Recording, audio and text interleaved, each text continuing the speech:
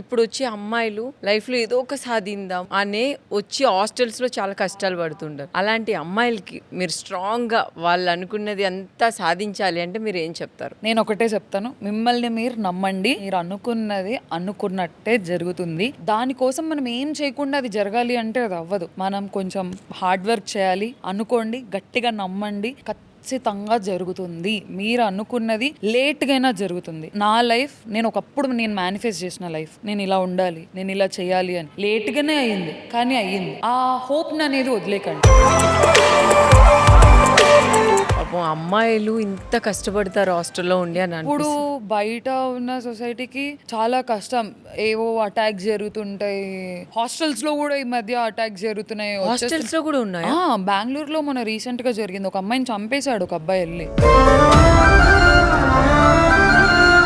ఇవన్నీ చూస్తే మీకు బేసిక్ గా ఇప్పుడు హాస్టల్లోనే అంటున్నారు, మీరు ఇంట్లో కూడా జరుగుతున్నాయి, బయట జరుగుతున్నాయి. మీకు ఒక పవర్ ఇస్తే ఏం చేస్తారు ప్రియా? బుద్ధిస్తాను కొంచెం. అంటే వాళ్ళ అప్బ్రింగింగ్ అలా ఉంటుందో ఏంటో నాకు తెలీదు. ఏ మైండ్ సెట్ లో అవన్నీ చేస్తారో కూడా అర్థం కాదు. చిన్నపిల్లలు కాదు, ముసలోళ్ళు కాదు, రోడ్డు మీద ఒక ముసలాం ఉంటే ఆమె మీద అటాక్ చేస్తారు, అమ్మాయిలను బ్లేమ్ చేస్తారు, బట్టలు అది ఇది అని. కానీ ఉన్నాయి, బట్టల వల్ల జరిగే సిచ్యువేషన్స్ కూడా ఉంటాయి. కానీ ఆ బుద్ధి అమ్మలకి అమ్మాయిలనే జాగ్రత్తగా పెంచడం కాదు, అబ్బాయిలను కూడా అమ్మాయిని ఎలా ట్రీట్ చేయాలో నేర్పించమని చెప్తాను. అమ్మాయిని రెస్పెక్ట్ ఇవ్వు. ఒక అమ్మాయి కంటి నీరుకి నువ్వు రీజన్ అవ్వకూడదు అంటారు కదా.